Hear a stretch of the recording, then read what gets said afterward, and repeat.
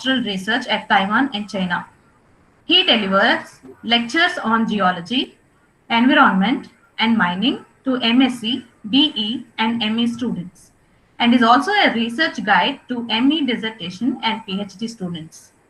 His primary field of research is Earth surface process and climate moderation, biogeochemistry, and urban water management, and he also published more than 20 research papers. He has received research funding from MHRD, SERB, and UGC, and is also the course coordinator of MOOCS MOOCs on water resources and watershed management. Today, Sir will be presenting on the topic Climate Resilient Water Sensitive Urban Design. We request Dr. Harish Gupta Sir to address the session. Good morning, everyone. Good morning, sir. Just a moment, let me start with my screen.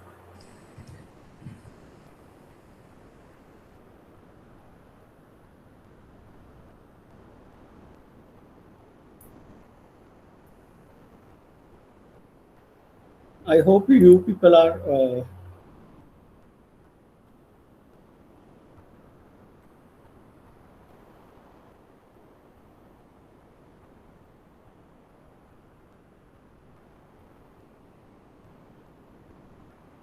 yeah, I hope my screen is visible. Yes, sir, it is visible, sir. And my voice is okay? Yes, sir, right? it is audible, sir. Yes, sir. Yeah.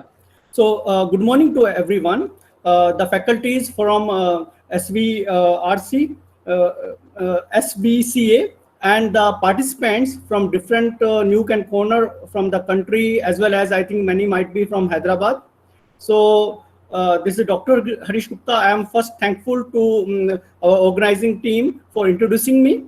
And at the same time, I take this opportunity to extend my warm thanks to Professor Kamini Singh, principal of the college, then Professor Kripa Wagre.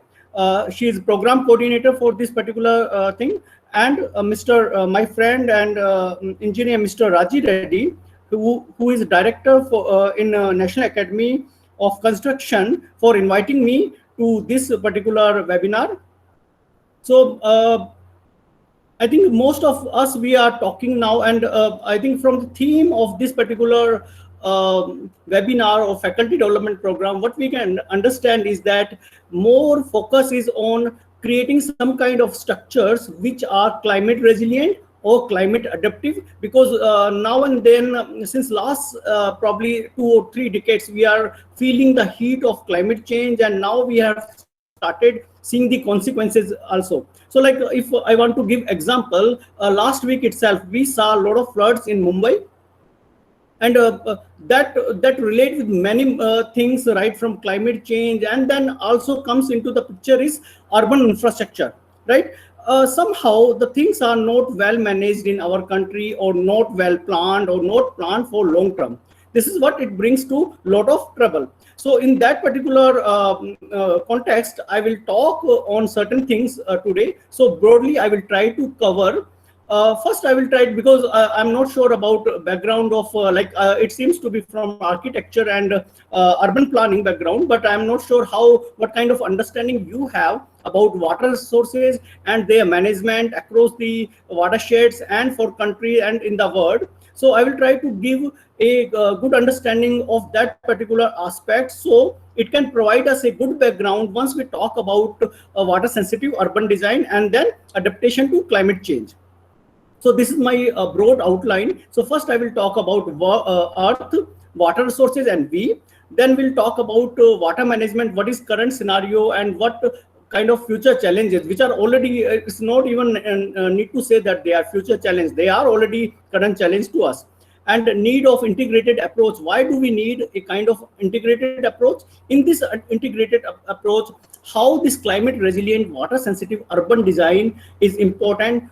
Then I will try to define this particular term, then how we can make this particular design climate resilient. Then we'll try to talk about green and livable cities, and various green approaches for urban development in this lecture. And in the last, we'll try to see if something can be done for India as well. So just to begin, now we know that our Earth is a blue planet. So this is one and only planet which has life in our solar system. We are not sure about other galaxies and solar system. So far, we could not find any kind of evidence of life. But once we look into our solar system, we are sure that there's only one planet which has life, and we even could not find any evidence of life on other planet. And there could be many reasons why life flourish on the Earth, but one of the major reason is that presence of water. And if you see from satellite or you see from sky, it looks like blue planet. That's why we say blue planet. And the reason for being called as a blue planet is that 79% of Earth's surface is covered by water. But once we talk about use of that water, most of that water cannot be used because lies into the oceans or in saline lakes, okay, or saline groundwater. We are left with only 2.5% of the water for which we can call for fresh water and which can be used for human purposes. But then again, there's a problem because a big chunk of that fresh water, almost 70%, is trapped into the glaciers and ice caps. Then almost 30% of it is in form of groundwater. So we are left with only very small proportion which we see on the surface. Okay, we might be fighting, different states and country might be fighting for rivers. But if you talk about global budget, it's a very small number. It's just 1% or 1.3% in global terms. Now, if you further categorize this 1.3% water, again, 73% of this particular 1.3% water is in ice and snow, like or different mountains on the continent, right? Then you have lakes. Very small proportion of this water is there into the lakes, which is less than 0.5% of this 1.3%. Okay. Then we have some groundwater is there, and soil moisture and different parts are there. So the point I am trying to make that there's a very small quantity of water which is available for human use on this planet. Rest of the water may be fresh, 2.5%, but cannot be used because either it's below the surface deep down, or it's turned into in form of glaciers or ice caps or snow, which we cannot directly use. Okay, so if we try to give in terms of number, so is a 14,000 million billion cubic meter of water is there, and then this is divided in different type of reservoirs. So one another concept I want to share is hydrological cycle or water cycle. Because what we understand, if we are trying to talk about climate resilient, then we need to have good understanding how this water, because this water is constant on our planet. No amount of water comes from anywhere from solar system and it doesn't go. Okay, there might be very minute leakages, but it doesn't isn't totally negligible. Okay, so whatever water is there on this planet is there since last several 100 million years. And it remains same, but it just keeps cycling between different kind of reservoirs.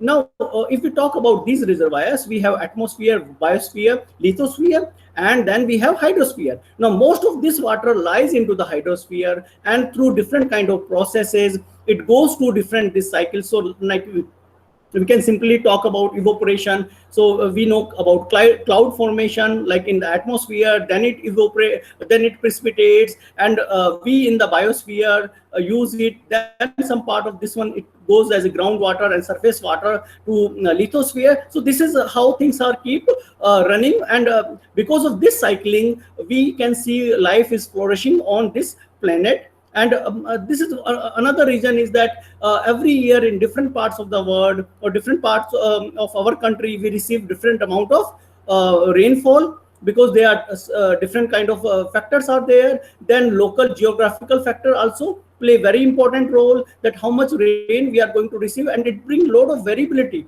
in the life sustainability in different parts across the world. So this is if we just want to simplify that hydrological cycle in our context, whether it's a rural area or urban area, you can see in the watersheds in upstream regions, water rainfalls it comes to downstream area, it merges with the rainfall which is received by the downstream areas, and finally this water goes to surface water bodies, and through these surface water bodies like rivers, it goes to ocean, and this kind of cycle keeps running. Some part of this one goes to groundwater, and then we make use of this running water from upstream regions to downstream region for our use, and after using and after polluting, we release it to further reservoirs. So now let's come to challenges. Just I gave you 3-4 slides about the background, how much water is there, and how it is divided in different reservoirs. Now let's talk about some kind of challenges which we are already facing, and it's going to become more serious in coming future, very near future.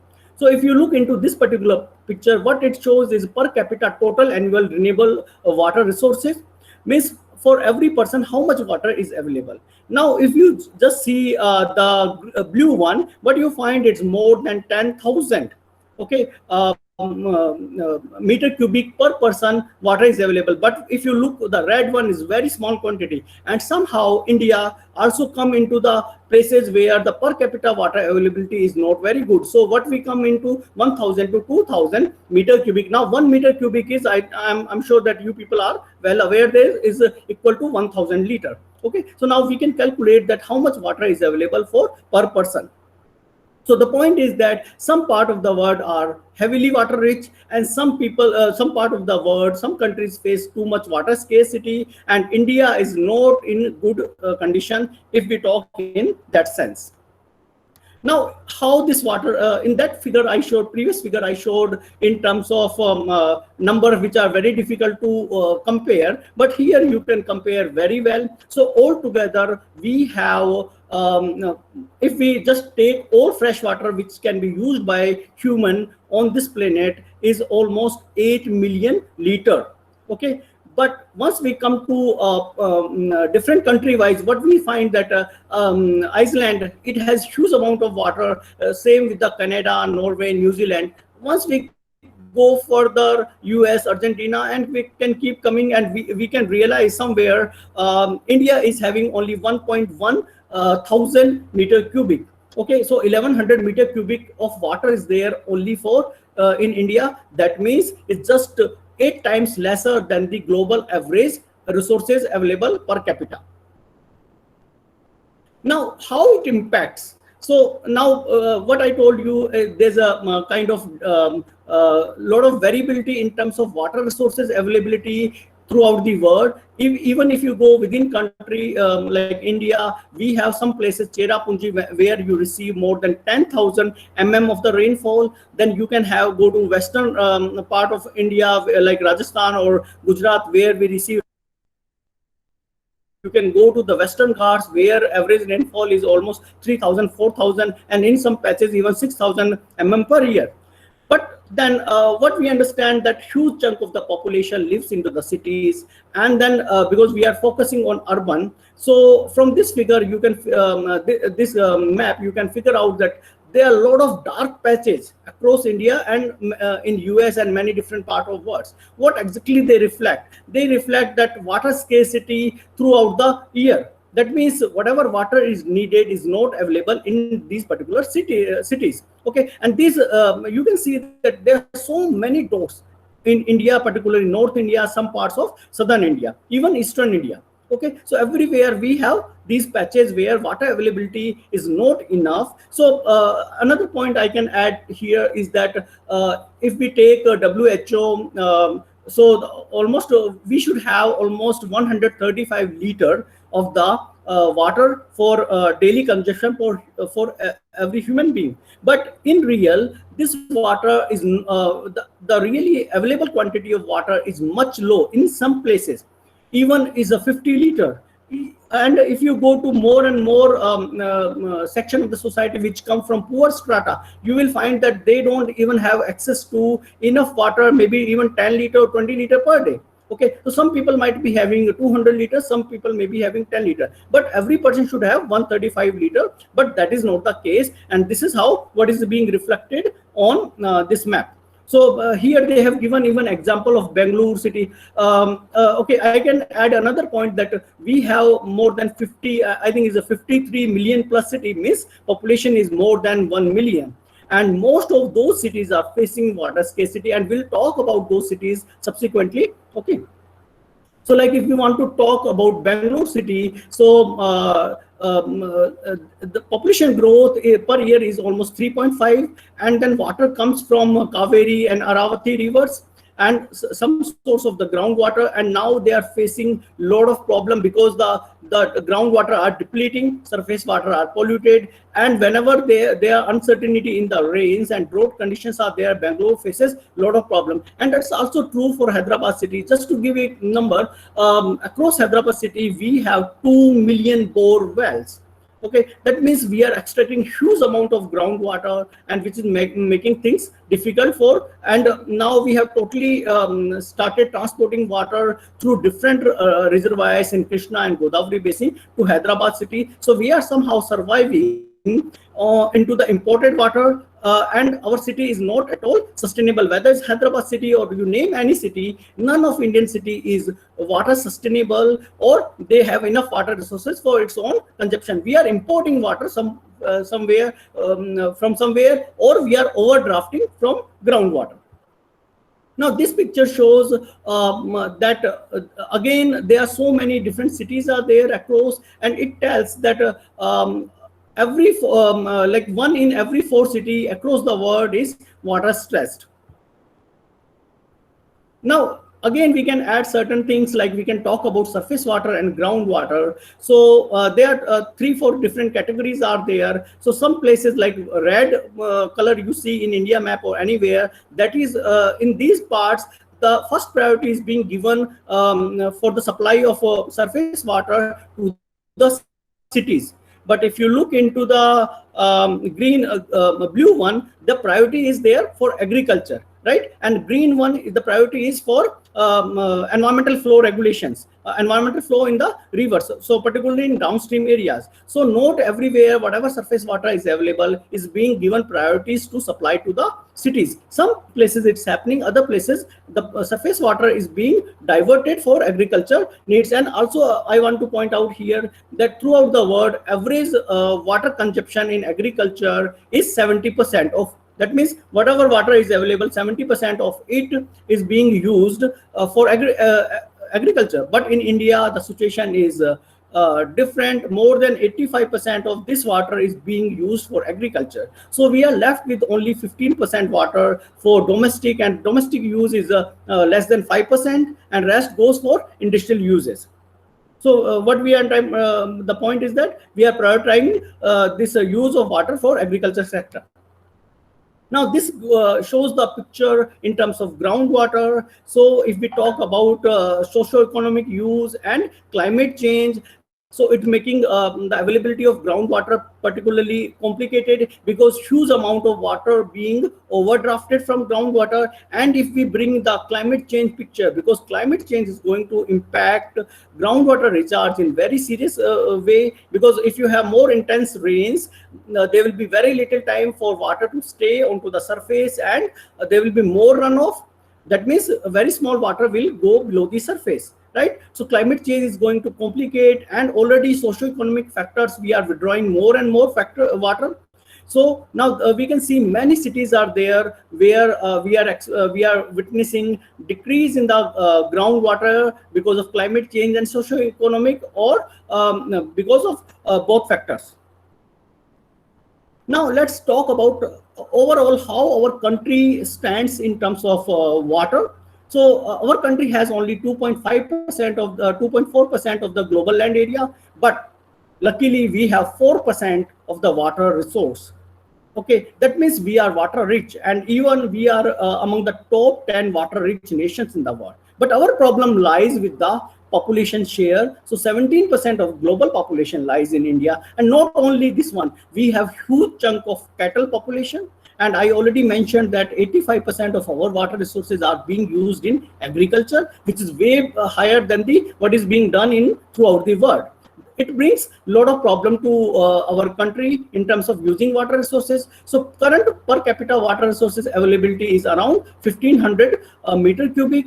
And in terms of in this way, per capita availability, we rank 132 among almost 200 nations. And in terms of water quality, we ranked 122. That means we are far away from reaching to any kind of supplying clean, safe drinking water to our communities, right? And enough.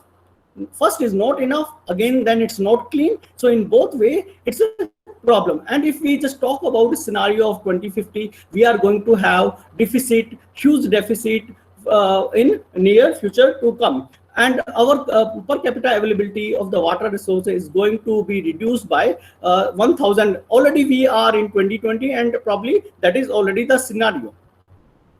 Okay, now we are talking about cities, and what we have done is here I have put different cities in India which are considered as million plus cities. That means the population is more than 10 lakhs or more. And even like cities like Delhi, which has almost 2 crore population, Mumbai, Hyderabad, Bangalore, they have huge chunk of population, right? So if you look into this particular figure in the bottom part, what you realize, Chennai, Hyderabad, Ahmedabad, Bangalore, Jodhpur, there are multiple cities which have very small amount of the water available, which is even less than 50 liter per person per day. I told you 135 liter per day is minimum requirement, okay, as per WHO. But here the per person availability is less than 50. Even it goes to 10, 12 liter per person. But then what we are doing, we are importing the water to meet our requirements. And the same situation is there. There are only very few cities which reach to 135 liter, like Amritsar, Dhanbad, Mumbai, Faridabad. Why Mumbai? Because it's in Western Ghats. You can see huge amount of rainfall is there, and rivers are there. Nearby reservoirs are there, which are already filled and they can supply the water. Okay. Otherwise, the water situation in many cities is not good. Okay. So what we can say in a nutshell that our urban areas are facing a lot of water crisis, and it's going to become more severe in the future. Now, this particular picture gives you how it is changing over the years. So what I have done is in a window period of 10 years, we have plotted the availability of water resources. Okay, so now you can see the purple shade is the 2019 and the blue shade is 2009. So it varies from year to year because reservoir storage and groundwater recharges are different from year to year. But overall, what we find that this is becoming decline, and now in 2019 it stopped fluctuating too much because data also become more robust now. So the point is that per capita availability per person is very low in all of Indian cities, and especially million plus cities. Okay, so a country, region or city which per capita water availability less than 500 meter per year is considered absolute water scarcity. We are not in that particular situation, right?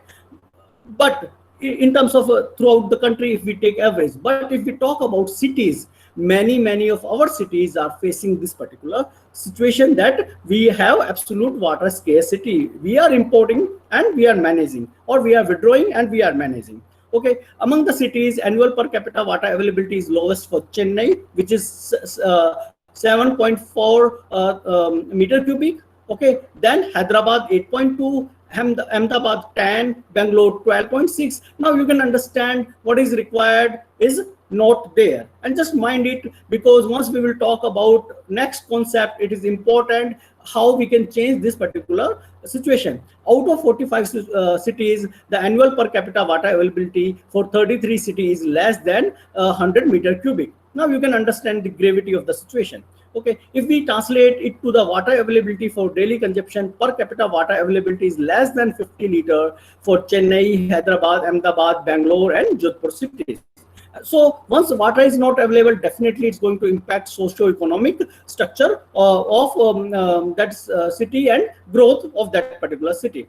And then this is now we talked about million plus cities, but if you talk about any kind of cities, we have same situation, and more problem is that already we have 34% population living into the cities, and in the next few decades it will number will grow drastically. Okay, and huge chunk of the population, like by 2030, 160 million people will be living into the cities which have water scarcity. Okay, so that means the situation is not good across the country. Now this plot shows that how this where from we withdraw our our water, irrespective of how much is available. So like if you talk about Thane, Raipur, Hyderabad, we are mostly dependent, because we did not leave much left groundwater. We mostly dependent on import of the water from nearby reservoirs.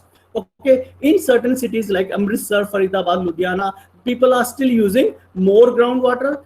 One thing is that either groundwater is available and quality is okay. Other thing is that there's no nearby reservoir. So out of any factor, they are using more groundwater into Hyderabad and nearby cities. Some of the cities we are dependent on import of the water from nearby reservoirs.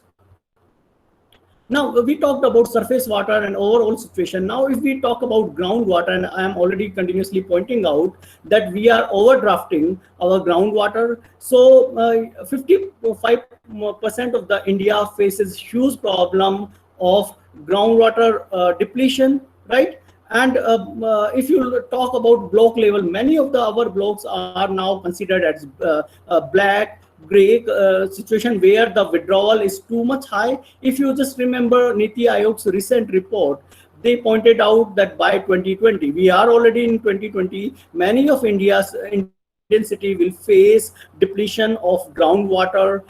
That means you cannot withdraw groundwater. But okay, sometime with the good recharge, rainfall in subsequent last years, we are able to manage. But this situation may come in very near future. Now, now you can even see the level of groundwater depletion in district level, and some of the district, like you can see Hyderabad in right into the Hyderabad and Rangareddy district. Then you can talk Chennai and nearby areas, Bangalore and nearby areas, and many other places have acute water. Very less quantity of water is available. Okay, so the point is that we have increased our groundwater withdrawal rates very high. Like in 1950s, we used to withdraw 10 to 20 cubic kilometer water. Now it is increased by 10 fold. Now if you just want to compare, like US and China together, whatever water India withdraws from ground is much more than what US and China withdraw together. Okay, so now we are totally depending, and especially because of agriculture, we are too much withdrawing water, and then urbanization in the urban areas, we are withdrawing too much water if the water supplies is not regular through municipalities. Okay, so now if we talk about Hyderabad, because being seated in the Hyderabad city, we also need to have little understanding of Hyderabad. So 70% of the city is covered by under pipe connection. That means people are receiving, but then none of the city in India, including Hyderabad, receives 24/7 water supply. Now in Hyderabad, water comes probably daily in some parts, twice in like in 2 days once in different parts of the cities, right? So altogether, only 60% of our needs are fulfilled with the municipal supply. So rest of the 40% of our demands are filled by the groundwater supply, right? So 30%, now we are located in Krishna basin, but we import almost 30% of our needs from Godavari basin. So it's an inter-basin transfer is there, right? And already I pointed out almost 2 million borewells are there into the Hyderabad city, and they are even 300 to 400 feet depth is there. Okay, and if we talk about residential areas, so previously it was only 10%. right? Now it increased to 44%, and vacant land is reduced from 38% to 2%. That means very small proportion of surface area is available for groundwater recharge. So whatever amount of rainfall we receive, only 5% of that rain goes below the surface in case of Hyderabad city. That means we are withdrawing more water, 40% of our demands, but 5% of the surface area is only used for recharge because of impervious surfaces, right? So now we talked about surface water, we talked about groundwater across the world, Indian cities, Hyderabad city. Now let's try to understand the situation of climate change. And since many years now, we are even witnessing hot weather condition in the summer, that sometimes the temperature is not even bearable. And even we are witnessing change in the rainfall patterns, right? This is happening very frequently now. So now climate change projections for India vary spatially and temporally across the country. Okay, I will share the pictures later. In that one, you can realize. Harish sir, Yes. Harish sir, sorry to interrupt. Basically, we're Yeah. not able to see your screen. I think you should stop your presentation and restart it again. Many participants are facing that. Yeah, they're not able to see your Fine. screen. Okay.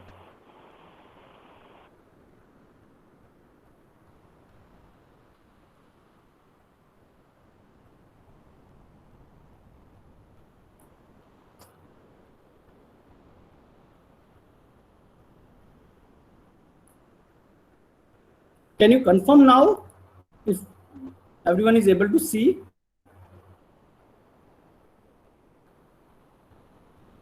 Hello. One second, sir. I'll just take a confirmation. I can see it. I will just take a confirmation from everybody. 1 second. Yeah, please.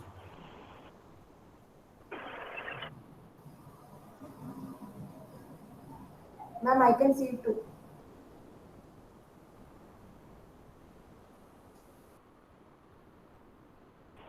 So yes, I think you can go ahead. It's okay? Yeah. Yeah. Okay. So now there's a good thing for India that because of climate change and because of global warming, our rainfall will increase by 4-5%, right? But again, the point will be that it will be not uniformly distributed. And we are talking about this particular scenario when we have 1.7 to 2 degree increase in the temperature by 2030. And by if we talk about 2080, the temperature increase may even up to 5 degree. In that condition, we may have increase up to 6 to 14%. So, and we should be happy. But then we are not ready for that particular situation, because whatever infrastructure we have created over the decades will not be able to withstand with that much increase into the rainfall. Again, additional problem is there that there's an increase in the extreme rain events. That means number of the rainy days are decreasing in India, but the extreme rain events means per hour rainfall or per day rainfall what we receive is increasing. That means intense rain in short period of time rather than even distribution over the period of time. That is again bringing another kind of problem. Though rainfall is increasing, water will increase, but then it will not bring some good fortune for our country because of these particular problems. Okay, so now most of our Indian basins, because we have created almost 4,500 large dams across India and then several thousand smaller structures to store the water, make use of the water. Okay, so now we are expecting that there will be more runoff into these reservoirs. That means in future we may require to create more reservoirs, otherwise many more cities will be flooded, right? And then this uncertainty, like what we witnessed in Kerala for 2 years back, because of mismanagement of the dams, may become more frequent. Okay, so some kind of better planning is needed, because if there's more water into the runoff, that means our planning, whatever we did based on previous studies, it will not work out. Now, this picture, I want you to have a very close look. So in the right hand side, what you see is that change into the rainfall overall received. So what I said is 4 to 5% increase into the rainfall. And then I told it will not be homogeneous, and this is what is being reflected here. So you can see in the southern India, in the western India, especially Western Ghat, in some part of the eastern India, we will have increased rainfall. But once we talk about Himalayan region, some of the north states and northeast states, we will have decline into the rainfall. So it will bring another kind of problem to right from ecology to socio-economic factor to agriculture. It will bring a lot of problem. Okay, so now this is what we are witnessing. Rainfall is increasing, but then distribution is changing. Okay, and then again we can see at district level, because from this right hand side you cannot work out which district will come into which situation. But from left hand side, what you can find that you can even find out districts if you have a little better understanding of geography, and that which district will like we can see that entire most of the Telangana districts in Telangana will receive increase into the rainfall. Okay, either significant or non-significant, but they will be increased into the rainfall. And thus I want to point out that in case of Hyderabad cities, the rainfall is already increased. Previously it used to be almost 850 mm per year. Now it's almost 1000 mm per year. Okay, so we are already witnessing that particular phenomena now.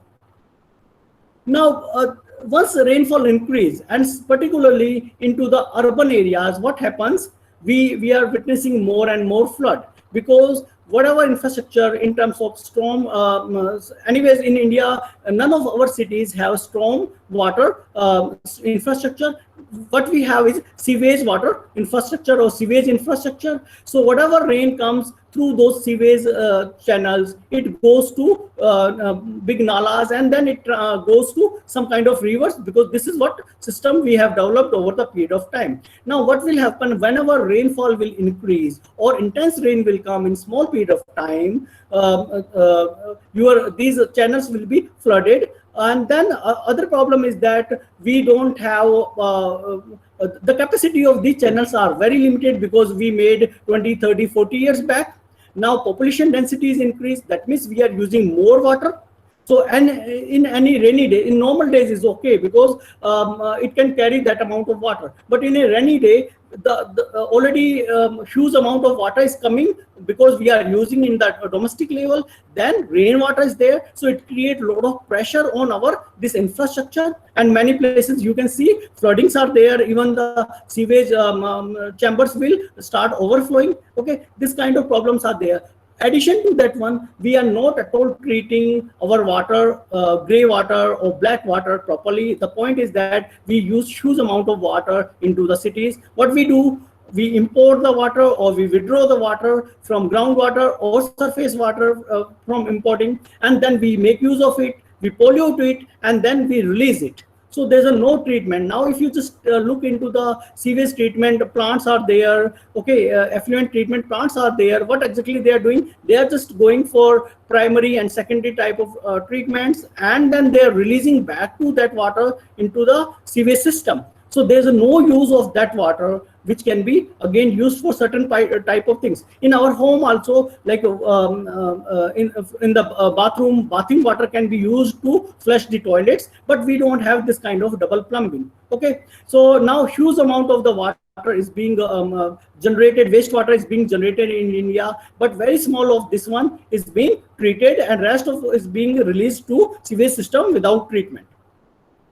Now, I pointed out about the flood. So now from this one, you can make out the situation of flood. If you look into the right-hand side, you find that what was the situation of flood in different cities. So you can see some kind of doors are gathered in certain areas, right? So it's not uniformly distributed, and certain cities are frequently facing flood. If you talk about Delhi, whenever it rains, it flood. In different part of Hyderabad, same situation.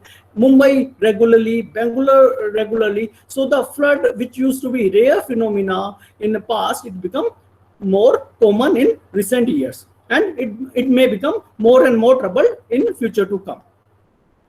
Okay, so now if we want to add again here about Hyderabad city, the situation is very poor, very small. Okay, I think the slide is little misplaced. It should have come one slide before. But the point here is that only 49% of sewage water is being treated in case of Hyderabad, and rest is being left leave to Musi River and other water bodies, lakes, without any kind of treatment. Okay, even this 49% which is being treated is not being used for any other purposes.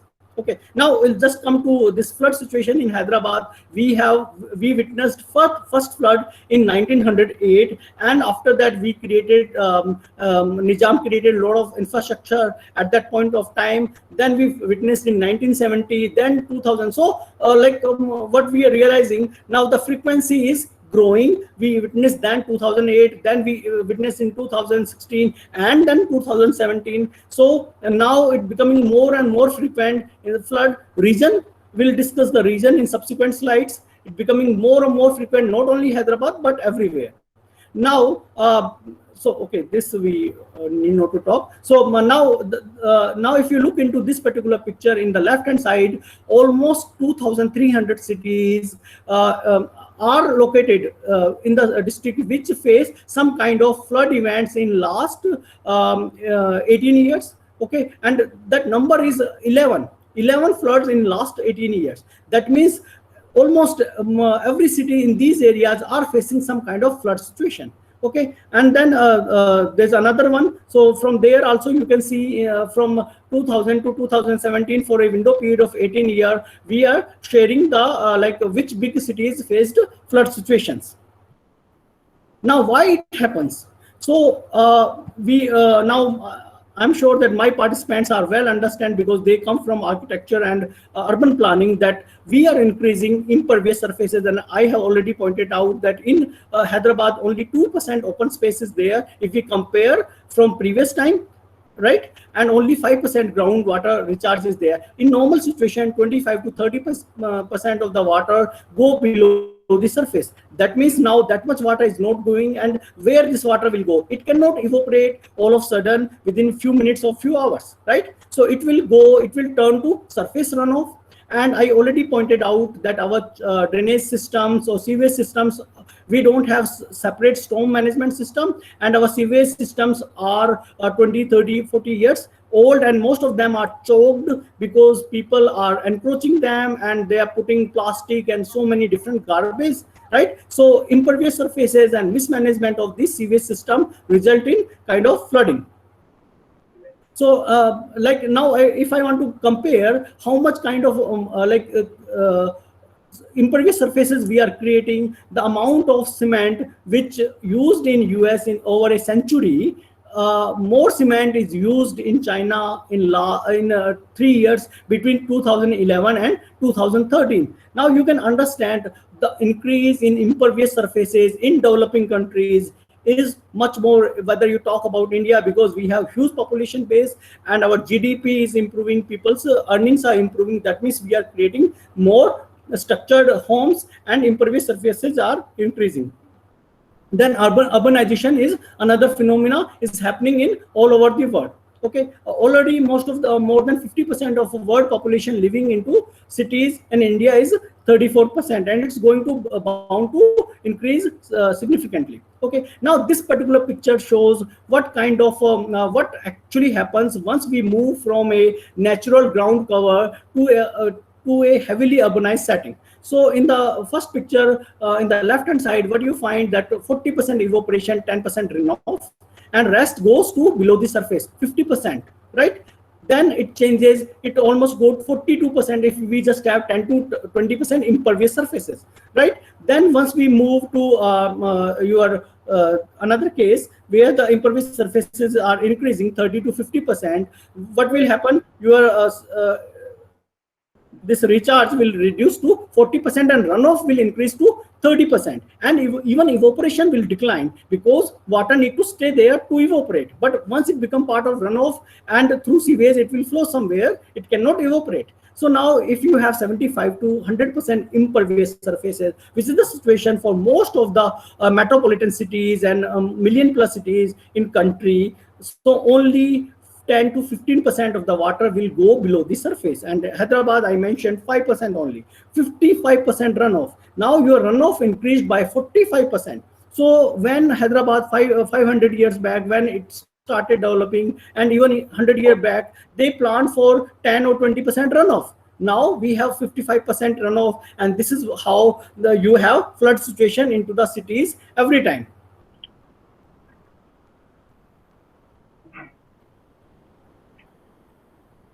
Okay, now we move to another point which I want to point out here is we talked about flood, but climate change not only mean flooding, it also mean drought. And now this picture I'm sharing, it is of Cape Town city, and I'm sure that most of you are aware, well aware even, that what happened in 2018 in Cape Town. So there were rationing of the water. There were police personnel deployed onto the taps to protect the water. Okay, this kind of situation happened. Even if you go to 5-star hotel, they will provide you only 5 liters of water, even you are paying thousands of rupees. Hello. Yes, okay, so now what exactly happens in this one, South Cape Town, continuously for 3 years they did not receive good rainfall. From this figure you can point out. And then what happened is that they have to announce 0 day. That means there will be no water from the taps for certain days. Okay, and this kind of situation is not only in Cape Town, we have faced in our own Chennai last year. And I hope you all remember that many, like now we are being asked to work from home. Same way last year, many software companies and many other businesses asked people to work from home or go to their native places because there was no water to supply into the Chennai. Now Chennai is a coastal region. The rainfall received is okay, not so bad, and it has many lakes. And if you remember, in 2015, we faced huge flood in Chennai city, right? And in 2019, there was no water to use, no water to drink. Now, what kind of situation we reached? It means that water is there, it comes in form of rain, but somehow we have mismanaged it. Okay, so there's a little more about Chennai, but we can ignore. Okay, so another problem with the water bodies is that whether it's a lakes or whether it's a river, so we have polluted and encroached upon all kind of lakes. Okay, now Hyderabad used to have hundreds of lakes. Now you go around anywhere, big chunk of those areas or their catchments are already encroached, and none of Hyderabad lake or any lake probably in any urban areas are can be used for drinking water purposes. Even sometimes if we see some cattle are grazing there, we feel how we can use that water, milk for drinking, because it may have so many pollutants and trace metals. Okay, now the point is that most of the water bodies, whatever passing through big cities, are polluted. Most of the lakes are polluted, and we reach to this particular situation. Okay, now if you want to give example, so Bangalore urban has 837 lakes, and they had total area 28,000 acres, and 4,500 acre of that particular is enclosed. Same situation with the Bangalore rural also. So that means whether city or rural areas, people are encroaching and polluting the water bodies. Okay, and the same goes for Hyderabad city, and probably we need not to discuss much because I think we need to go to main point. Okay, so what we are, the point I'm trying to raise is that because of urbanization, we are facing many problems. Now, this is the situation when we have 34% people living into the cities. Now, at the start of 1900, we had only 10% population. It added 24%. There could be many reasons to increase the population. We are not going to discuss that one. But population grown, and by next few years, it's going to add further, right? Now, in India, by 2011, we had 468 urban agglomerates, which has more population more than 1 lakh. Then we had 53 urban agglomerates, which has 1 million population. And the point is that these 53 cities accommodate 43% of urban population of India. That means there are more cities, but then population densities are much more in these metropolitan cities or million-plus cities. Okay, that means the population will keep grow in future also. And now if you want to summarize last few slides, so because of this urbanization, what happened? We have depleted our surface and groundwater resources. Then climate change is putting either floods or drought kind of situations, and they are becoming more and more frequent. And then we have polluted all of our surface water bodies. Even in many cases, our groundwaters are polluted. Wherever you have polluted surface water bodies, nearby areas, groundwater cannot be used. Okay, then we are encroached upon or depleted our surface water bodies. Even you go to Musi River banks, we have heavily encroached, right? So ultimately, we are resulting in heavy urban water stress situation, right? And we are facing many consequences. Now, this is what the situation we are doing with the water sector. If we want to talk about why do we need to have integrated approach or water sensitive urban designs. So now for us, the water which is being supplied by municipality is different. The water wastewater which we generate in the home is different. The rainfall which we receive, that is different, and it turned to stormwater, right? So there's no connect. Ultimately, this is only one water, right? But then we have separated. There's no way that we can make use of water in one way, right? So for every type of different establishment, we are using separate this thing. There's no integration between different type of organizations or government agencies which are planning for resources, right? So this kind of situation we are having in current scenario in India and many places in the world, or most of the places into the world. So we have water sector, we have local customers, we have city departments to manage them. Then we have regional interest, water conflicts are there, right? Then we have extra regional regulators. So there is a complicated situation which is treating every water as a separate component rather than treating it as a one component.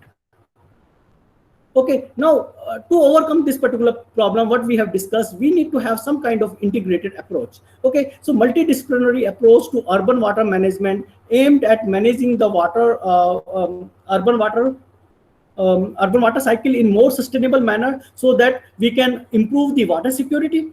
Then if we want to talk about integrated approach, it considered the environment in conjunction with the infrastructure planning, design, management, and earliest possible stage of any decision making. So far we don't have this integration. Infrastructure development is totally different. The people who are putting the pipeline for seaways, they are not bothered about population density of that particular part or future to come and climate change scenarios and rainwater harvesting. They don't bother about anything. They are independent. Okay, so but we need to integrate that in decision making process and earlier possible stage. Then it aims creating urban space that allows for the free flow and penetration of water is because the point is that we become totally impervious. So there's no free flow of the water, and then it is not going to below the surface. That need to be that kind of integration needed. Then that means we need to have landscape porosity, because it will help us to transfer some amount of the water below the surface and will help us to mitigate the impact of climate change. It will help us to manage our ecosystem also. Now how I want to give at this stage, I want to give you one example of one city state, Singapore, right? Like how they are doing. They are very small area. Like if we want to compare from Hyderabad city, right? GHMC limits more over same area we have, right? If we go for Greater Hyderabad, we have almost 2,000 square kilometer. But Singapore has, as a city state country, they have only 716 square kilometer area. They have 5.4 million, so just maybe half of Hyderabad city population, right? They have only 17 reservoirs to support the water, but they have 24/7 into 365 days supply of potable water. You can open the tap and you can drink the water any point of time from anywhere. We are, and they don't receive huge amount of rainfall. Okay, but we being a country which is rich in water resources, I told within 10 top water rich nations, we have a situation where we don't have enough water for a population, particularly in urban areas. right? Why it is happening? We have to learn a little bit from Singapore. Now, what exactly Singapore is doing? Now they have 4 different ways component of this particular water. So they don't have any river in their country which can supply them water, because this is a very small area, right? So they import 40% of their requirement from Malaysia. Previously, they used to import up to 2009 50%. Now they 40%. Now, how do they meet rest of the 60% requirement? Just have a look. So now almost 65% of that country is already being whatever drop comes on the surface is being trapped, means rainwater harvesting. Now they are trying to reach it to 95%, means whatever amount of 90 into the 95% area will come, they will trap that water and then they will transfer that water to reservoirs, okay, and then they will purify that water and make use of that water. So they have separate stormwater management system into that particular city, so which carries this all water which is being collected as a rainwater harvesting. Then they have their separate sewage water system, and then they treat this particular water through primary, tertiary, secondary and tertiary, this thing, and then they use this water for different purposes. In mostly they use for industrial uses. In some cases they mix this water in very small quantity. Water is not enough available to the surface water which is stored in the reservoir, right, for drinking purposes. So that means the sewage water even being used for drinking purposes in Singapore city. So now we talked about 3 sources: import of the water, rainwater, and use of sewage water. Now there another 4th component is there, which is what they are exactly doing is taking water from sea. So they have desalination plants, and they are turning that water to the clean water, and they are making use of that water. So in this way, they are a water sustainable city. And over the years, because now in next few years, the contract from Malaysia will again break, and Malaysia is asking more and more money now. So now they want to become self-sustainable by treating saline water, by reusing that sewage water and trapping almost every drop of the rainfall which falls into the Singapore. Okay, and then we have to learn that how, if they can do despite having so many limitations, why cannot we do? It's not that we don't have resources. We have every kind of resources, but then somehow we are not able to do. Okay, so we need to change our approach in that particular direction. Okay, now let's come to talk about this climate resilient, water sensitive urban design concept, because that's what I try to given you some kind of background, because if we don't understand why we need to adopt to this particular concept, then our we will not have motivation to follow this kind of things, and we will question so many things. Now, once I shared you all kind of background that what kind of problems we are facing in urban water sector in India, then now you can, and then in future climate change related problems, now somehow you have some kind of motivation to adopt to this kind of approaches. Okay, now we'll try to define what exactly we mean by water sensitive urban design, then we'll try to integrate this climate resilient concept. Okay, so now the managing the urban water cycle needs to be underpinned by key sustainable principles. Now we are talking about sustainability everywhere. We are talking about sustainable development goals 2030. Before that we had millennium development goals, and everywhere water is important component, because we have to provide safe and clean water to entire population, right? That is one of the key requirement of if you want to fulfill sustainable development goals, right? In that particular direction, water sensitive urban designs are very important, right? So managing the urban water cycle needs to be underpinned by key sustainable principles of water consumption, water cycling, waste minimization, and environmental protection. Okay, these are the 4 different principles which we have already discussed about sewage water and consumption, and because we are treating water in a separate entities, we are not treating water as a single this thing. Okay, the integration of water cycle management with the urban planning and design is known as water sensitive urban design. That means we have to integrate urban water cycle with the urban planning. If we can do it, then we can call our city as a water sensitive urban city. Okay, or we can say that we are following water sensitive urban design. Now this design promotes integration of the water supply, sewage and storm, so that means water supply, sewage and storm. Integration doesn't mean that one pipeline we are supplying. Pipelines are different, but then we are treating it as a one water, and we are making use of different component at different places for different kind of requirements, so we can reduce our dependence on external sources. Okay, so that water is used optimally within a catchment resource. Now I'm sure that you might have some kind of understanding of watershed concepts, right? Same way, Hyderabad city we can consider as a one water catchment. We have enough amount of rainfalls. If we can trap that entire water, we may need not to depend on the water which is being imported by different reservoirs. But we are not able to do that particular part. Even trapping that entire water, the recharge of that water is reduced significantly.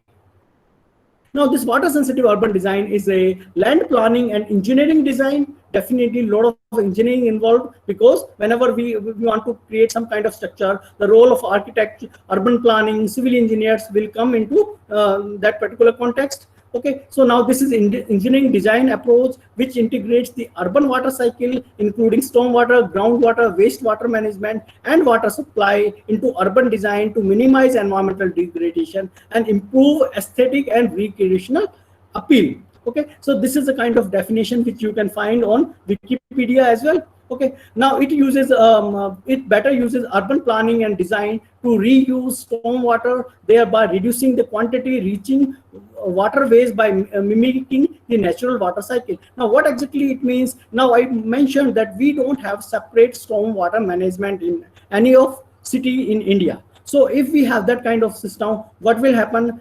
We can entire stormwater can be transported to some certain kind of reservoirs. We can treat and reuse it. But now we don't have it mixes. Now the irony is that rainwater is considered as one of the purest form of water. Once it comes to our surfaces, it contaminates. Now then we do another bigger sin, that we mix that water in our sewage. The water which could have been used directly with simple kind of filtrations now require lot of tertiary treatments, right? Okay, so if we have separate stormwater system, we can make use of this rainwater in much better way, and we can like whatever happening as a river, same way it can be done. Okay, now this water sensitive urban design promotes the coordinated planning, development and management of water, land and relation resources, including energy use, that are linked to urban areas, and the application of water sensitive urban design principle within the built of urban environment. And later probably I will give some example, then I think is too much theoretical. Okay, so this is some kind of definition, so we cannot do much, but once I will try to explain you through pictures, you will realize what I am trying to tell. Okay, the integration of urban planning with the management, protection and conservation of the urban water cycle that ensures urban water management is sensitive to natural hydrological and ecological cycles. So ultimately the point is that we receive the water, and if we make use of that particular water through certain kind of design parameters, we can mimic the natural flow patterns, natural cycle, right? And we can take care of the ecological needs of our cities. Now it gives a big picture of what exactly is happening. If you look into the bigger sphere, outer sphere, we are talking about integrated water cycle management. So there we have watershed management at regional scale, at local scales. So we are trying to make different kind of reservoirs, some kind of catchment structures to make use of water for long term. Like Kaleshwaram project is example in that particular category, because what we have done, we have created certain kind of reservoirs to stop the water, and we are pumping, uplifting that particular water for in different areas in the state, right? So now that is the example of your integrated water cycle management. Then water sensitive urban design. Now that was at the regional scale in different catchments, entire basin scale, sub-basin scale. But once we come to the urban water sensitive design, we are talking about this 650 kilometer of Hyderabad city or any city as a independent catchment, and we are trying to build the environment which can help us to make use of water in more better way.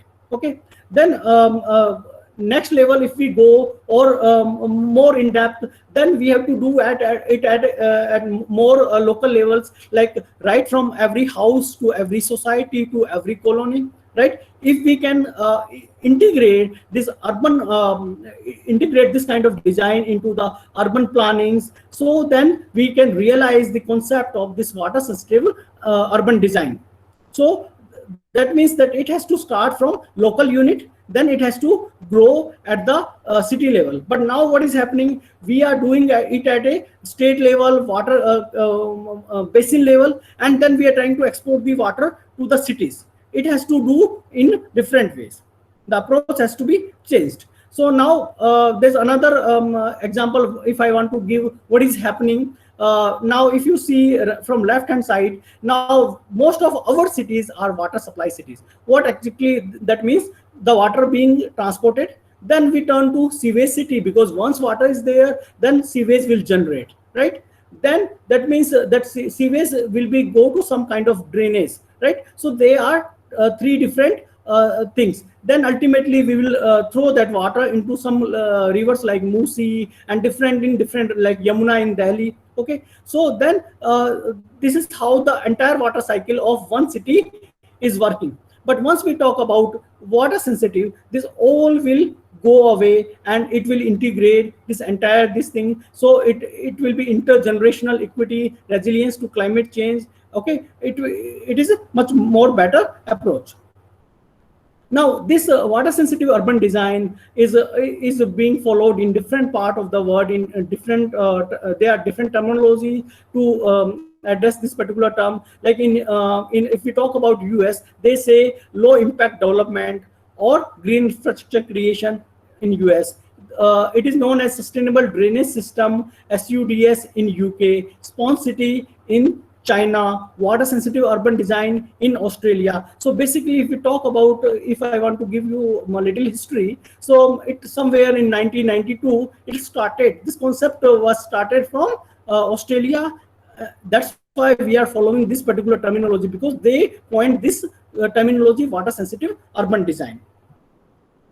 Okay, so it has different kind of components, right? So we'll just not go, we'll go to this, what are the benefits of water sensitive urban design? It protects natural system, right? So we will, once we adopt to water sensitive urban design, it's become essential that we protect all of our water bodies and including lakes and rivers. Then it integrates stormwater treatment into the landscape. We have to create separate stormwater management, and then this stormwater management will become part of our landscaping, right? It's not that something we have to dig inside and put. No, we can create some kind of waterways which become part of your landscaping, right? But in the cities, lands are expensive. That's why people are just putting. But if we can create some kind of landscaping using these things, it will become very like walking path, and it can give a very aesthetic sense. Then protect water quality. Once we talk about water sensitive urban design, the major focus in securing the quality of the water, because I have pointed out that we are polluting, we have already polluted our water. Whatever water comes to our home, it goes from home, it's polluted, right? And then it is being stored or transferred into the lakes or rivers. And then, so once we talk about this water sensitive urban design, we cannot release this sewage water directly into the lakes. It has to be treated, and in most of the cases it need to be reused for industrial uses, because in many of the industries we don't require water to be used directly. They need water for some kind of cooling and different kind of purposes. For that, even we can supply the grey water. Okay, so that kind of concept has to be adopted, so we can secure the quality of our water bodies. Then reduce runoff and peak flows. Whenever heavy rainfalls are there, runoff are being generated. If we adopt to that particular things, it will have integrated structure of your rainwater harvesting, stormwater management, right? That means there will be less water onto the surface, and then we can avoid the flooding into the urban areas or urban floods. Then it adds value by minimizing the development cost. Now, if you follow like disaster management, so one of the basic concept in disaster management to mitigate. Okay, and why this disaster management become very hot topic now? Because if you want to realize sustainable development goals 2030, and if we want to reduce the poverty, it can never be achieved if we cannot reduce these losses which happens due to flood and any other kind of natural disasters. And flooding is a very serious disaster across the world, whether it's because of rainfall, river bank flooding, or urban flooding, or many other like cyclones or anything. Okay, so if we can integrate management of the water, then we can avoid this kind of problems. So we can reduce the commercial cost, and then we can achieve the sustainable development goals as well. Okay, so so basically through this water sensitive urban design, we reintroduce the nature into the urban development and planning, and it provides various social and economic benefits, including the creation of lively spaces. Now you can see many big societies, they are trying to create very good landscaping, and in that way at the local level they are trying to follow water sensitive urban design. Many societies, even in Hyderabad, they have rainwater harvesting system.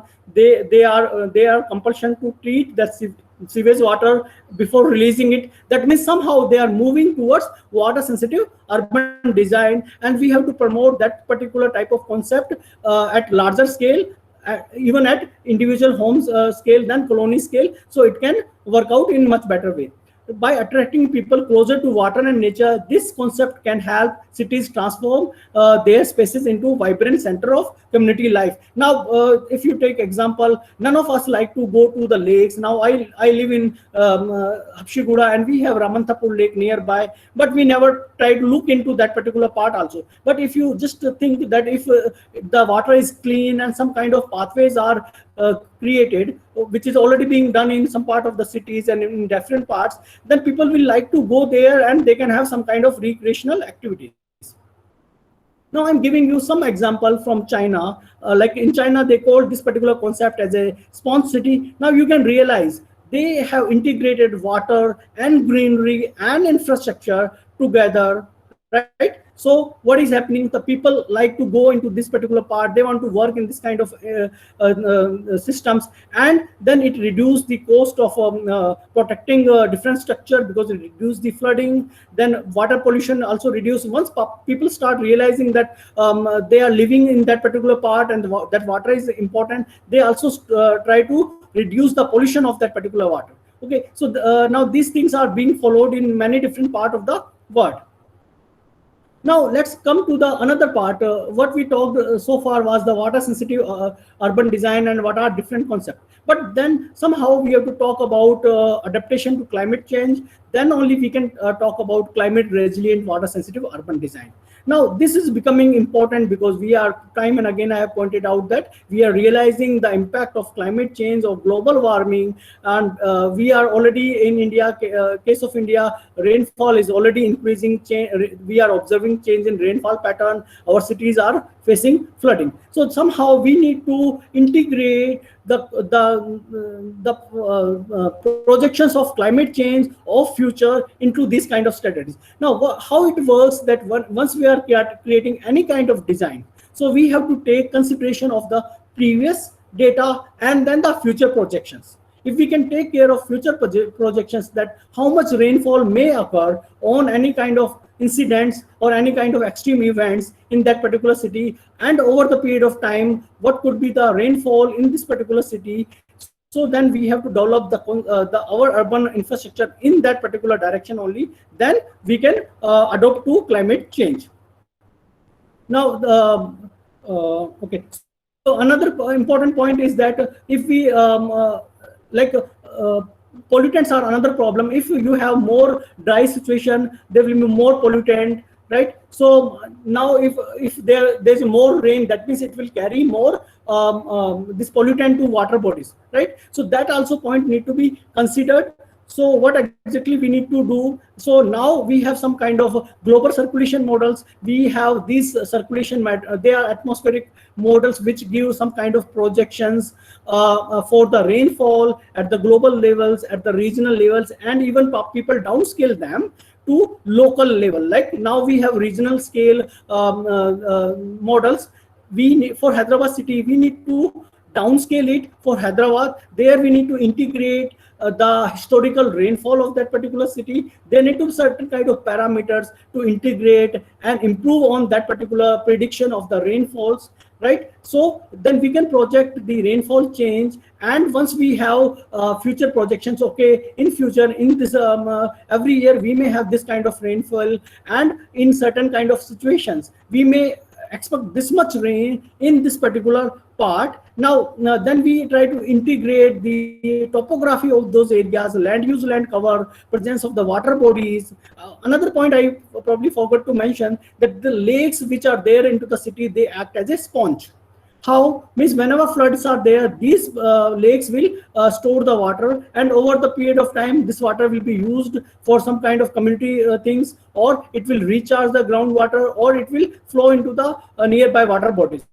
Okay, but now we are encroaching these all water bodies. That means the sponge system is being totally dismantled from the cities. And if we bring back these lakes in future, if there's more water is there, it can be accommodated in this kind of lakes. Okay, so now we have to consider like once rainfall is increasing, that means we need more and more this kind of bodies to integrate to overcome the future climatic problems.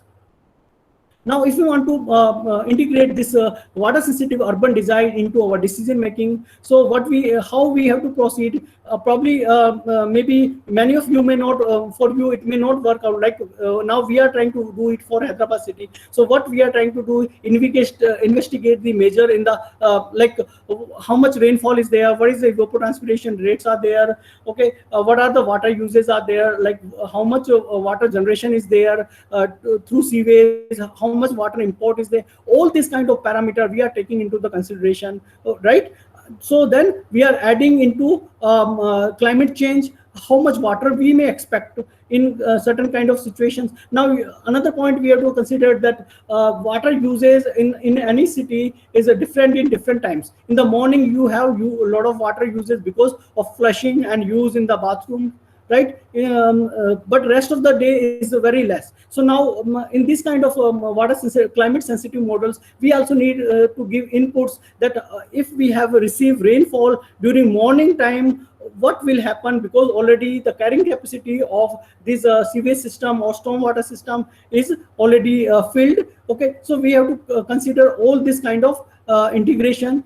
Then we have to look into the next point.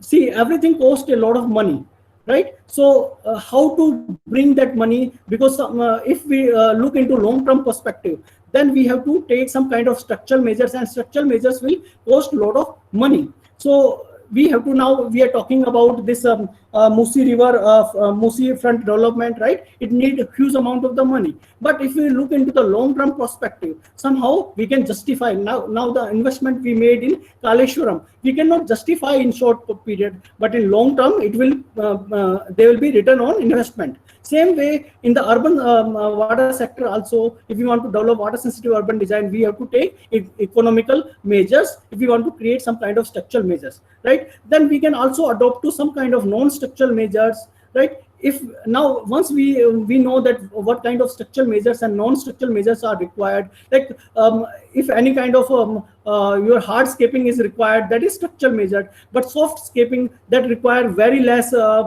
requirement. Same way, making people aware is a non-structural measure, so that also don't cost money, right? So both need to be integrated into the decision making. Then finally it has to be taken up. Okay, so this kind of considerations are needed if you want to adopt to water sensitive urban design in any kind of city. Okay, so so now what exactly happens, because so far we talked about theoretical part, I think I have 10 minutes, so I will try to finish it quickly. Okay, so in natural system, this is what happens. Most of the water, and I have already explained also that through cartoon that 10 to 20% goes to runoff, but in the built environment, there is more and more surface runoff. So now in the water sensitive urban design, we try to integrate both the human component or altered state with the natural state. So we try to increase the water recharge and water balance into the watershed or urban areas. Okay, so and it has very good impact. If we talk about once we adopt to the water sensitive urban design, the groundwater recharge will be to moderate. If we just have urbanized, it's low. If we just talk about evaporation rates, because we have created different kind of green covers and water bodies, it will also have lot of evapotranspiration rates. That means runoff will increase and your surrounding will also be pleasant.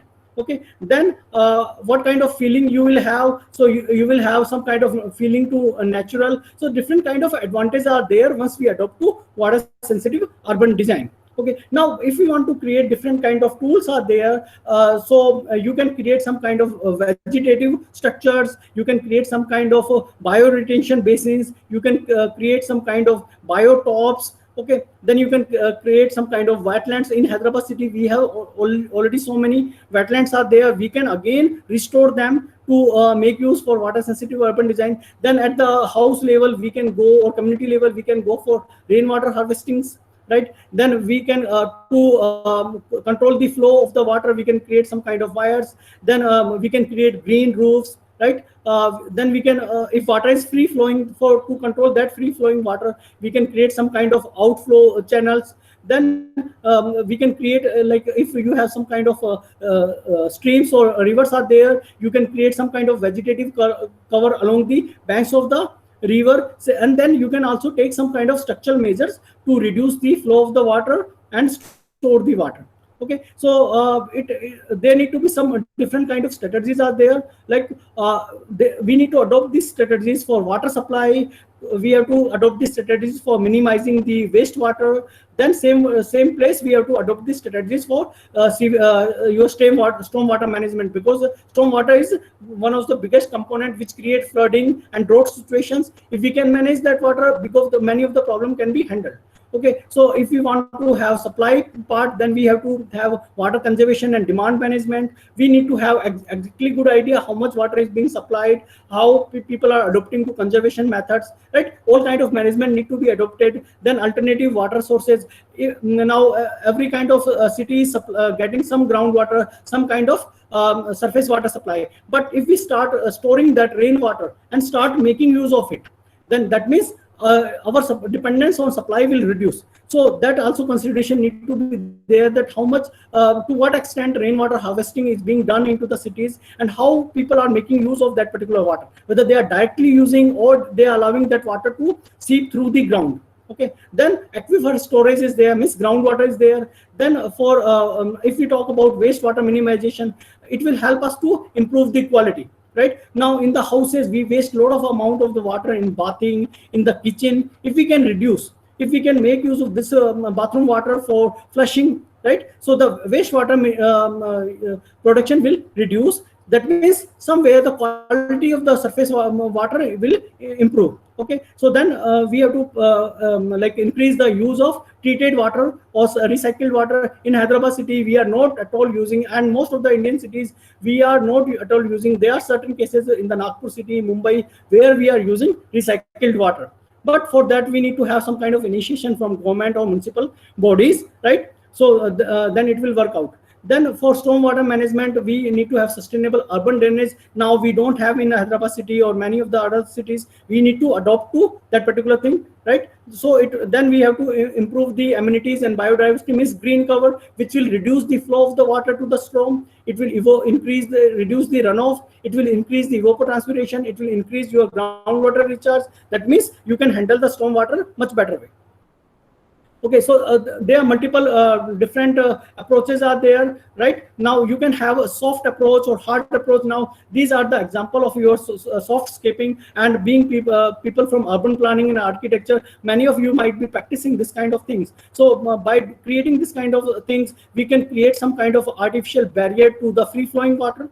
We can increase the evaporation, we can increase the groundwater recharges, right? So this will help in long term, and this need to be adopted at every household. If not, then community level, like we need to have many parks, so wherever places, open places are available, we need to adopt, and especially in the institutions. Like in Osmania University, water is free flowing, we don't have this kind of things, but we can adopt to university, colleges, government offices, this kind of things. Right now, these are the example of your hardscaping and the softscaping. So you can create different kind of structure where you need to you can store this kind of water, reduce the flow of the water, right? And at the same time, this vegetation will also have to remove some kind of waste from the water. So these are another example of this hardscaping along with the softscaping. So now you can see in this one, they have done soft scaping, and in the soft scaping between the hard scaping, they have created some kind of structure where the water will accumulate below the surface, and it can be used in subsequent years, or maybe probably it may be help into the groundwater recharge as well. Okay, so now one of the serious issue with the water sensitive urban design management is your urban storm water. Now, just without wasting too much time, I will give you one good example how the people are doing. If you go to Tokyo City, now they face so many typhoons or cyclones every year. Huge amount of rainfall comes, and they are planning for huge floods in future to come. Right, so now they have created huge type of storage structures below the city. Right, from this sketch you can understand they have 5 different chambers or wells are there, which are connected with tunnels, and then they are transporting that water to rivers. Not immediately, what exactly they are doing, in normal condition this water will be directly transported to Edo river, but now what they have done, they created the wells. The water will come to these wells, and for time being it will be stored there, and once the level of the river is low, they will leave that water to the river. In that way, what they did, they have reduced the chance of the flooding into the city. At the same time, chance of the flooding into the downstream areas also, because most of the part in Japan is urbanized. The problem with the people country like India or many developing countries, that we don't have that kind of resources. But if we look into the long-term planning, this kind of things may help, right, in certain areas. Not we need to create below the entire city or big structures, but in certain areas wherever we are facing problems, we can create separate drainage, storm network drainage, and at the same time storage chambers, which can help us to avoid the flooding situation, because it ultimately impacts the economy of the cities. Right, so there's another aspect is that multi-age treatment. Now this kind of structures can be created. That means somewhere you can have broad walkway, somewhere you have waterway, somewhere you can have hard embankment based on the required. It's not necessary. The good thing with the water sensitive urban design, that you need not to adopt to some kind of big structure like what we did in Kaleshwaram. No, in this one, based on the locality, you have to adopt small variations, small changes into your approach. And the ways, in that way you can make use of whatever locally available things are there. You can ask people to participate in this thing. They can become your stakeholders, and it can help entire community in long run. Then you can also create already we have so many lakes, and we can create additional lakes, so they will store water, they will filter the water, they will protect your erosion and floods. Then they will provide biodiversity hotspots in the city itself. So there are multiple advantages are there. If we create wetlands within the cities, already we have, and we can create more to doing it. Then another important component is your rainwater harvesting. This has to be adopted at every household level, and especially in the cities. Okay, because we are facing continuously flood because water is being is flowing onto the roads. right? If we start adopting this particular thing, then what will happen now? It can be in multiple ways. You can have separate stormwater system where all the rainwater which is harvested in every household can be transported to that stormwater. It can be connected directly, or you can have your rainwater, this groundwater recharge pits, where the water can go below the surface, become part of the aquifer, or you can create some kind of tank in your household or your society, right? So you can adopt different kind of approaches to have good quality water, because I already pointed out rainwater is the best quality water, right? Then you can avoid the flooding, you can avoid the generation of more wastewater, and then the economy also, because if you have your own supply of the water, there are some cases where people are they are not dependent on municipal supplies. They are using this rainwater harvesting, they are generating whatever water is required to them by themselves, right, in their household only, by trapping the rainwater. Okay, so it can be adopted. It can save a lot of money. You need not to pay to municipality, and municipality will also be happy, because what they charge us is a peanut. So entire cost of the transporting water from the far distances to city is much higher, but they charge only few paisas rather than rupees. Okay, so in that way we can save a lot of municipal money also. So basically, we need to adopt to some kind of design objective. So it can help us in pollution removal. It can help us in community safety, because flooding is being reduced. But it need to incorporate maintenance and operational access and safety in long period of time. Then it need to be cost effective, because if it's too expensive, in long term, first initially you need a huge amount, and then long term maintain. But if you integrate your local stakeholders, you need not to go for this much investment. Every household needs to take care of your rainwater harvesting. Every society need to talk about sewage treatment and rainwater harvesting. That means government can reduce the expenditure of money and that particular part, and it can give some kind of incentives to public. Okay, so there are multiple ways of things are there to create kind of green and livable cities, but time is not there, so we'll just, so now we'll come to the last part. So this is what our Hyderabad city look like. We talk about developing Hyderabad city as a world-class city, or we compare with many other global cities, but the situation is totally very bad. Okay, so now the flood is common feature in Hyderabad city, and all of the water bodies, whether the lakes or rivers, they are heavily polluted, heavily encroached upon.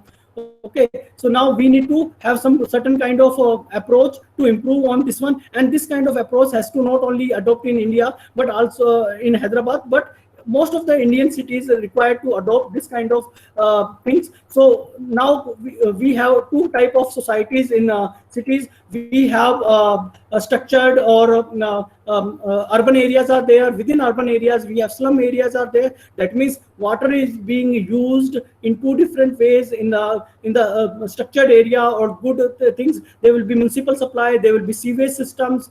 Then there will be drainage, right? So but in the slum areas or rural areas, what happens? They don't have municipal supplies, they don't have sewage systems, right? So if we adopt to water sensitive concept, we can integrate these all problems, and we can have one future.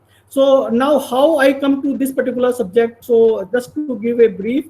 Now, this is another kind of things are being adopted in, this is a New Delhi. So below one metro pillar, between the two metro pillar, this area is, it floods frequently, right? So what they have done, they have created some kind of structure to store this rainwater and then recharge it. So by adopting this particular, so you can see the pipe is there to bring the water from station, right? At the same time, it also receives water from the surface, road surface, and it translates to this pit, and it can store that water and let it recharge to surface. So this kind of local interventions can help us to reduce the flooding in certain areas. So now how I come to this particular part, like we have one project on same title, like design and planning of water sensitive urban design for Hyderabad city. So where Osmania University, Department of Civil Engineering, Professor Gopal Naik is there. I'm co-PI, he's PI. Then we have collaboration with AMU Texas.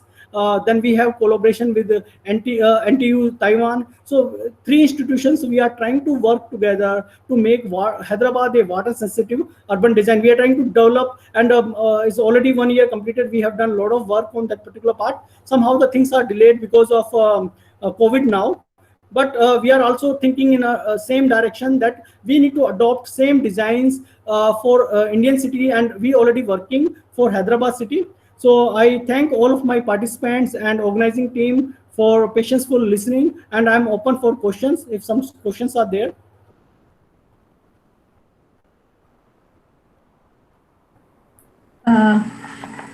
We have few questions in the chat box from the participants, sir.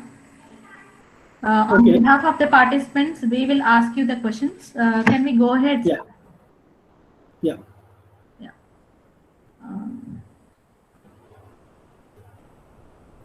So,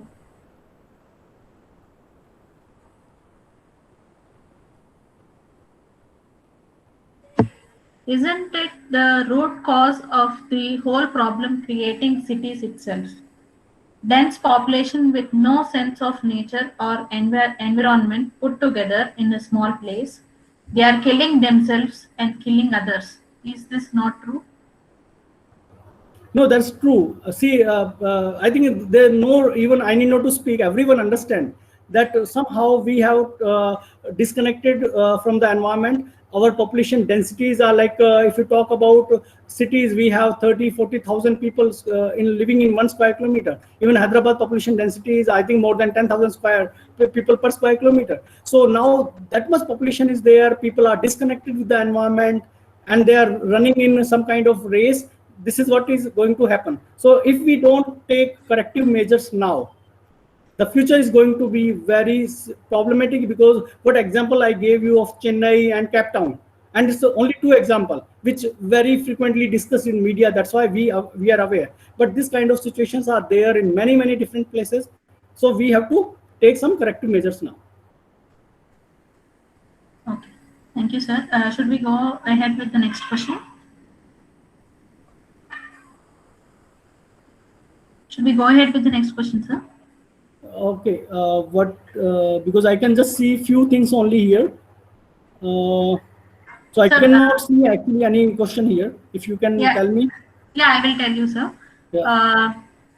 Most big and small gated communities in cities, rainwater harvest is just for formality's sake. Most are not using. Only the domestic wastewater is treated and used for their gardens, but not rainwater. It just goes into the drainage. So, do you have any suggestion for that, sir? See now, ultimately, who is responsible? Yes. The people who are living. So that's why somewhere, like whenever we teach to our students, also we try to point out same thing wherever we go. So ultimately, some kind of responsibility lies on us. Right? This is very true, not only at the public, at the government level is also true. So whatever sewage treatment systems they have created in Hyderabad city, first we are not sure of what kind of treatment they are doing, and then whatever is being treated is being released again to Musi. Okay, that means we, even at the government level, we are not doing same thing. So then how people will do? But somehow we need to educate, we need to take serious outreach programs. And there need to be some kind of legal things need to be there. At the same time, some kind of initiation need to be there, so people don't do this kind of things.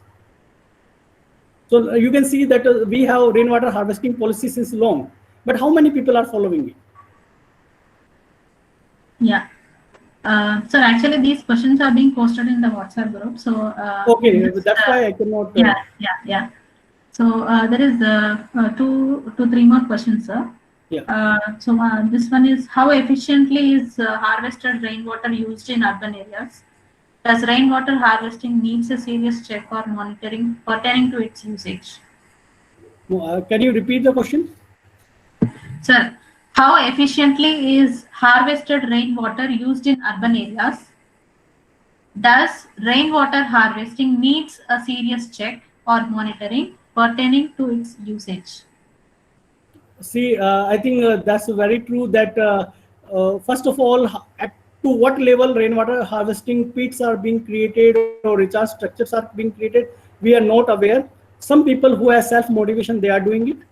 then in most of the cases, people are not using that water.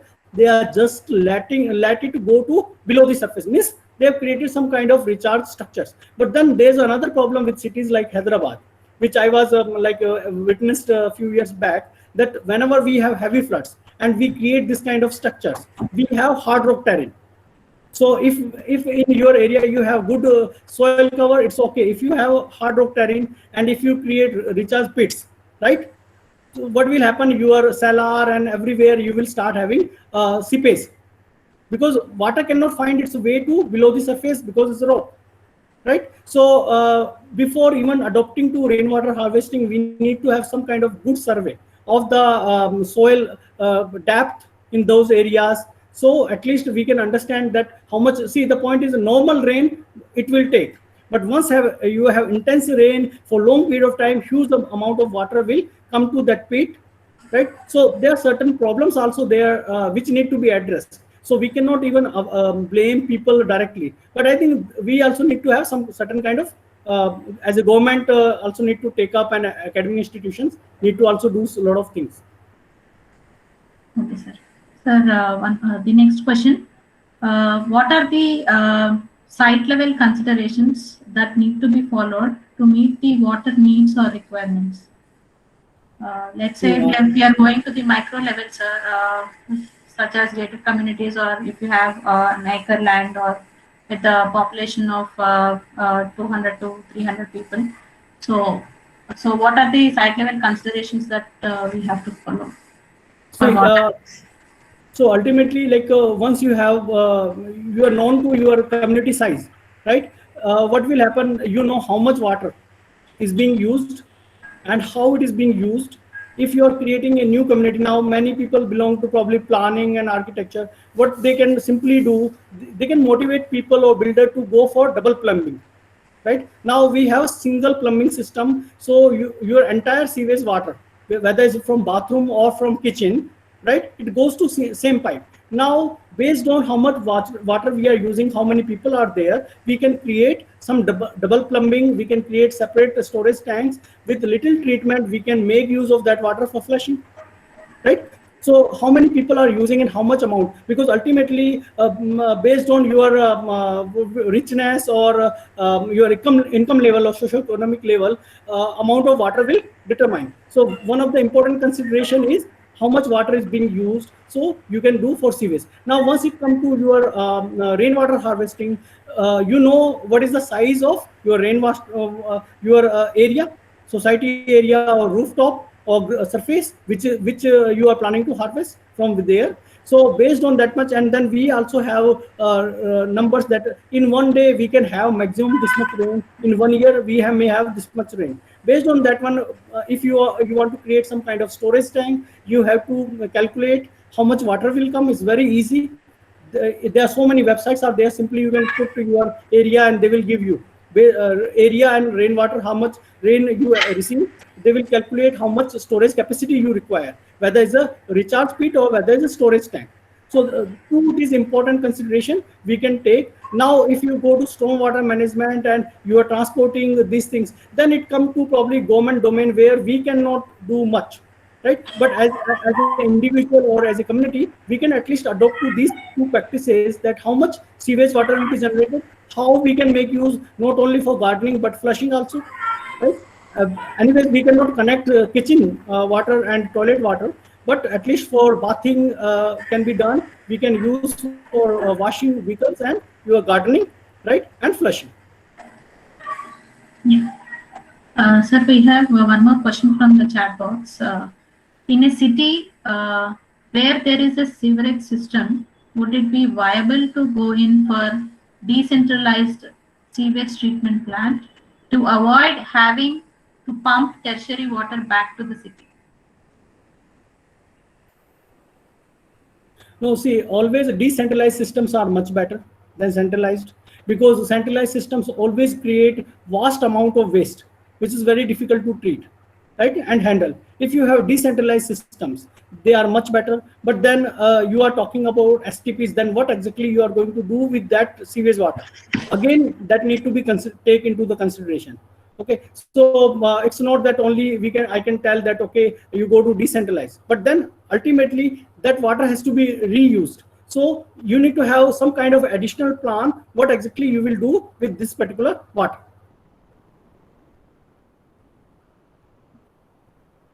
Yes, sir. We are done with the questionnaire, sir. We are privileged to have Dr. Harish Gupta, sir, to give us an insight on the importance of climate and its impact on water sensitivity in urban scenario. We thank you, sir, for the detailed and analytical, excellent illustrations and case studies, which has helped the participants of the session. Thank you, sir. So I also thank from my side to college and National Academy of Construction and participants and organizing team for having me here and bear with me for I think I extended 15 minutes from given time. Okay, so thanks a lot to everyone, and you can always if you want to have further discussion, you can always contact to me. Email address and phone number is available with the organizing team. Okay, Yes, thank sir. you so much. Yes, sir. Thank you so much, sir. Professor Harish Gupta garu, thank you very much for accepting our invitation, and Yeah. we will look forward to work with you. Thank you, sir. This is Raj Reddy. Definitely. Thank you so much. Yeah, Raji Reddy garu. Thank you.